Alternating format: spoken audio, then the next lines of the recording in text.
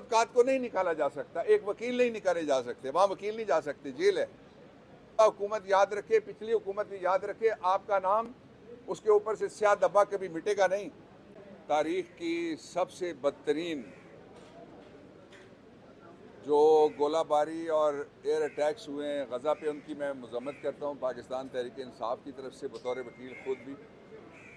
और मैं मुतालबा करता हूँ फौरी तौर पे कि जो OIC है अपनी मीटिंग बुलाए। 10 तारीख से ये 7 तारीख से ये हमला शुरू है और 10 दिन बाद उन्होंने 17 को अपनी मीटिंग बुलाई है।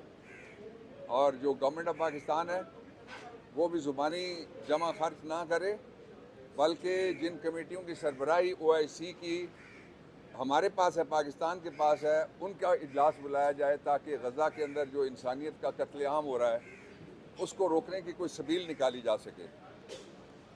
इसराइल का जो खौफ था, रोब था, वो ख़त्म हो गया। इसराइल बतौर रियासत उसका वजूद ख़तरे में है और जो ये सारा रास्ता है, खून की नदी है नहीं, ये दरिया नहीं है, ये समंदर है, इसको तैर के इंशाअल्लाह अज़ीज़ फ़लस्तीन और अल-कुद्स दोनों आज़ाद होंगे। अब मैं इमरान खान के बारे में आपसे बात करना चाहता हूँ। जो इमरान खान का ट्रायल है वो इन कैमरा ट्रायल उसको कहा जा रहा है। वो इन कैमरा ट्रायल नहीं है, वो in jail in camera trial है। पाकिस्तान के इससे पहले 7 वज़ीर आज़म के ट्रायल हुए हैं, शहीद भुट्टो बीबी 2 और ये जो अभी आए हैं चेरी ब्लॉसम ब्रांड भाई दोनों, इन दोनों के ट्रायल हुए। राजा साहब का ट्रायल हुआ, अब्बासी साहब का ट्रायल हुआ और ट्रायल हुआ फिर गिलानी साहब का। ये 7 ट्रायल हुए हैं ओपन, किसी को कोई ख़तरा नहीं था। और एक तरफ एक जो भगोड़ा है, अदालती मफरूर है, वो आता है, उसके लिए अमला उसका अंगूठा लगवाने के लिए वैसे ही अंगूठा छाप है, आपने देख ली थी उसकी तकरीर, वो अंगूठा छाप का अंगूठा लगता है जाके एयरपोर्ट। दूसरी तरफ ये ना ही ये सेशन जज साहब का काम है और ना ही लॉ मिनिस्ट्री का काम है कि वो ये तय करें कि कहाँ पे ट्रायल होना है।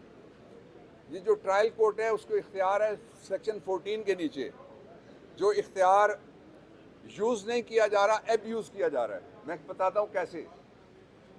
आपके लिए जो मीडिया है पाकिस्तान का और बैरून मुल्क का, उसके लिए ट्रायल, फेयर ट्रायल को तभी हो सकता है जब आप उसको कवर करेंगे, वहाँ बैठेंगे जाके, ये सारे रिपोर्टर्स बैठेंगे और सारे जाके जो ब्लॉगर्स व्लॉगर्स हैं वो बैठेंगे, वो फेयर ट्रायल होगा।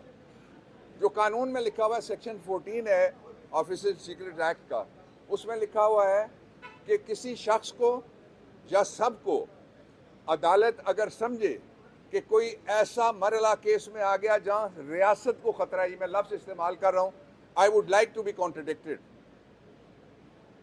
ये सेक्शन 14 है कि वो लफ्ज़ अगर आ जाएं जिससे रियासत को ख़तरा दरपेश हो तो तब लोगों को बाहर निकाला जा सकता है। लेकिन 2 तबकात को नहीं निकाला जा सकता, एक वकील नहीं निकाले जा सकते, वहाँ वकील नहीं जा सकते, जेल है।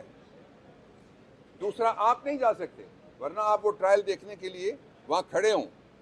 वो ट्रायल नहीं हो रहा, ट्रायल का कत्ल हो रहा है।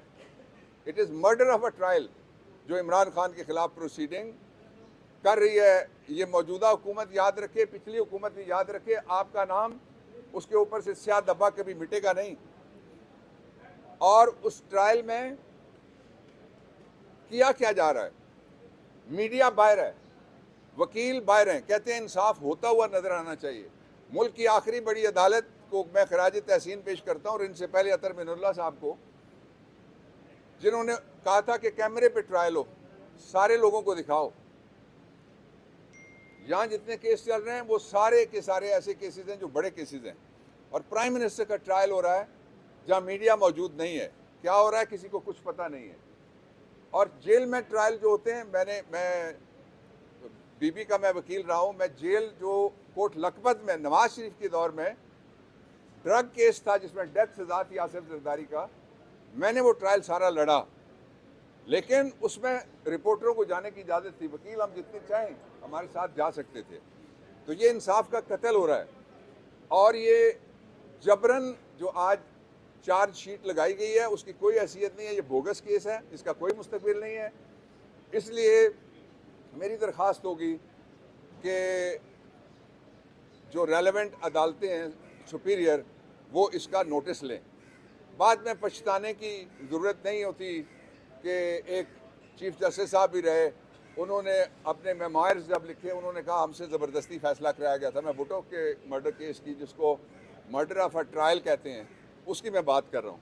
वही तारीख फिर नहीं दोहराई जानी चाहिए। उसके साथ ये तारीख भी नहीं दोहराई जानी चाहिए कि आपने देखा जो जलसा होता है उसमें गलियां भी भर जाती हैं, लोग खुशी से आते हैं।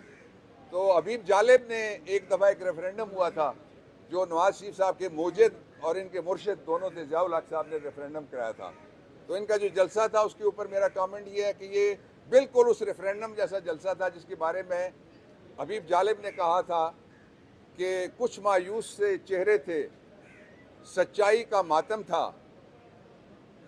और दूसरा जो उसने कहा बहुत सख्त है, वो शायद आप चला ना सके, इसमें से पता नहीं कितना चलेगा। Thank you.